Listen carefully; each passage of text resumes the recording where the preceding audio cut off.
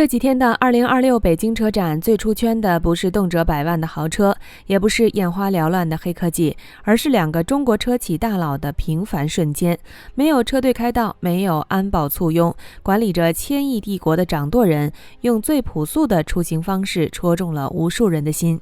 大家好，欢迎来到星球热点。国家大事从不缺席，舆论场中抽丝剥茧，聚焦独家中国资讯。点赞、订阅加小铃铛，带你用不一样的视角读懂中国故事。故事的开端源于一张刷屏全网的照片。全球知名科技博主马里奥·诺法尔发了一张照片，并配文：管理着1500亿美金帝国的 CEO 居然在挤地铁。紧接着，海外知名主持人苏珊也转发了这张图，抛出灵魂拷问：在这个时代，你还能在地铁里看到身家200亿美金的超级富豪吗？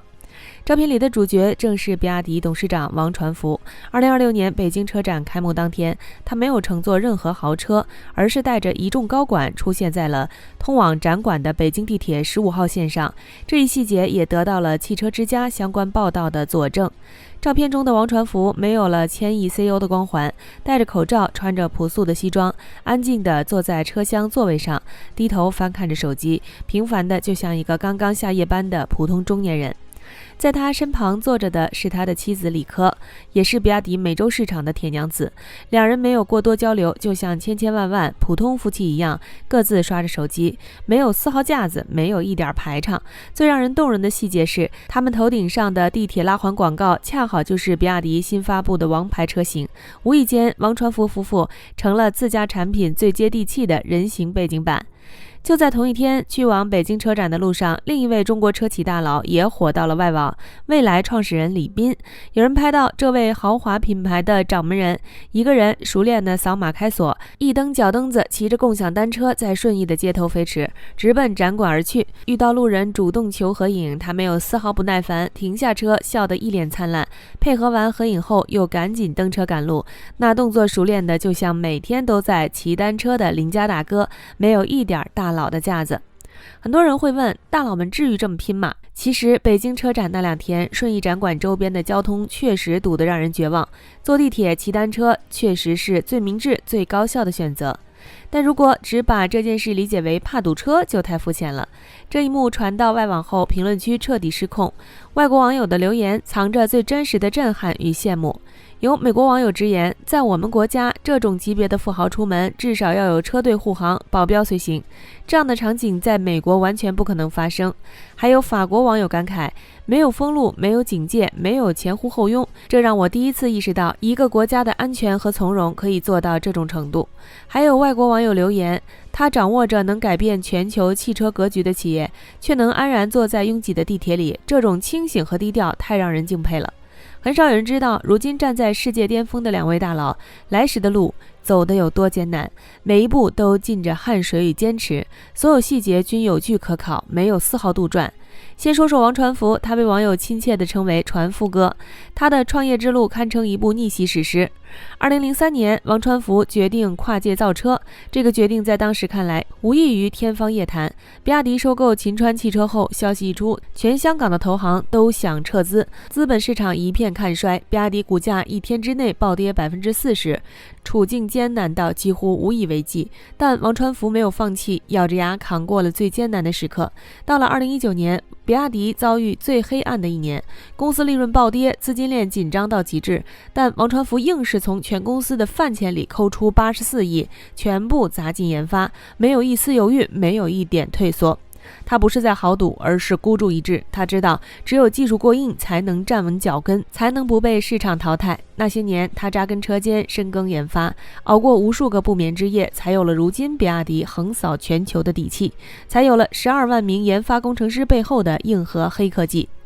李斌的创业之路同样充满坎坷。2019年对李斌来说是被全世界嘲笑的一年，被称为年度最惨的人。那一年，蔚来负面缠身 ，ES8 相继发生3起自燃事故，主动召回产生3.391亿元费用，大规模裁员至7800人。第2季度净亏损暴增至32.85亿元，股价从每股3美元左右暴跌至1.75美元，5个交易日近乎腰斩，濒临退市边缘，甚至濒临资不抵债的临界点。那时候质疑声、嘲讽声铺天盖地，有人说未来撑不过半年，有人说李斌会彻底垮掉，但李斌没有认输，靠着一股不认命的执拗，带着团队1公里1公里的跑，一点一点赢回用户的信任，一边缩减成本瘦身，一边积极融资补血，硬生生从绝境中拉回了未来，熬过了最黑暗的时光。这就是为什么当他们身家100亿站在世界巅峰的时候，依然能安然坐在一张5块钱的地铁票里，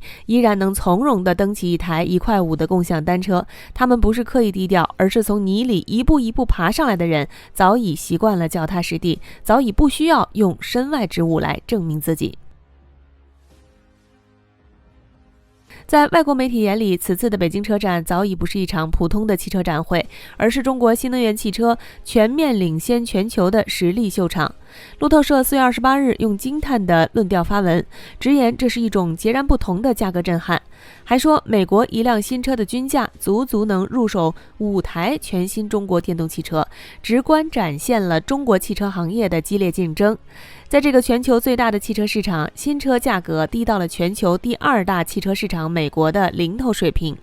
彭博社更是直言不讳，本届北京车展凸显出中国已经牢牢坐上驾驶席。曾经被外国品牌主导的中国汽车市场已经发生了翻天覆地的巨变，如今外国传统车企只能争相依赖与中国本土科技公司的合作才能勉强生存。美联社也发出感慨，北京车展展现出中国汽车产业激进而高速的技术进步，中国企业正在电动车、电池和智能驾驶等关键领域为全球设定节奏，而曾经主导市场的欧美与日系品牌正在被中国厂商一步步超越。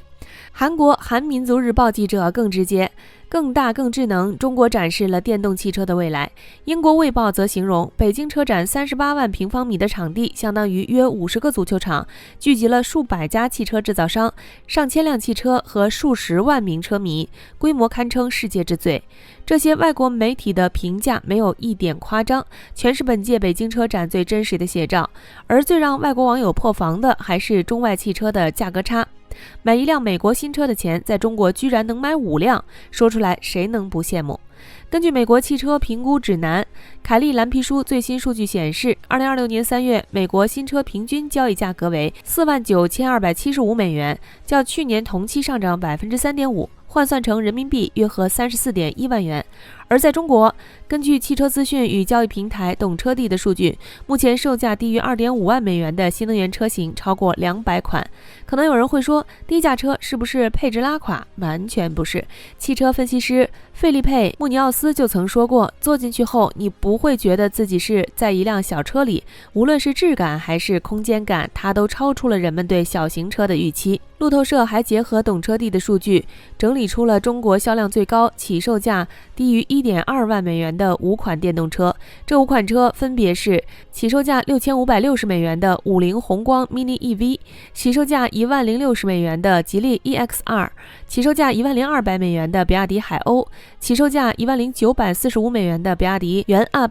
以及起售价11675美元的比亚迪秦 Plus DM。咱们把这5款车的起售价加起来，总共是49440美元。这个总价刚好和美国3月新车平均交易价49275美元差不多。所以说，花买一辆美国新车的钱，在中国几乎可以买下这5款电动车各一辆，一辆代步，一辆通勤，一辆家用，一辆出游，一辆备用，简直不要太香。不过有意思的是，这5款中国小型电动车目前并没有在美国销售，未来也未必会进入美国市场，这可把美国消费者馋坏了。路透社就注意到，在北京车展上，美国大 V 正在为外国游客提供中国汽车的第一手体验，而许多美国消费者只能在网上浏览这些高性价比的中国车，看得着摸不着，那种无奈隔着屏幕都能感受到。可能有人会问，中国车这么便宜，是不是因为质量不行？那小编也想问一问，你是觉得所有消费者都是傻子吗？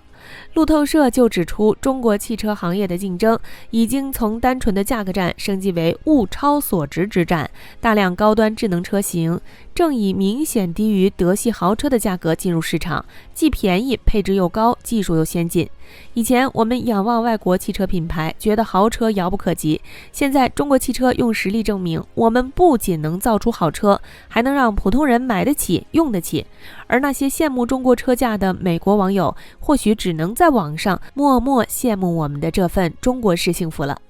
好了，今天的内容到这里就结束了。如果你喜欢小编的影片，还请大家多多点赞转发，让更多的人一起见证中国进步。关注我的频道，这样既能回顾往期视频，又不会错过之后的精彩内容。那我们下期节目不见不散。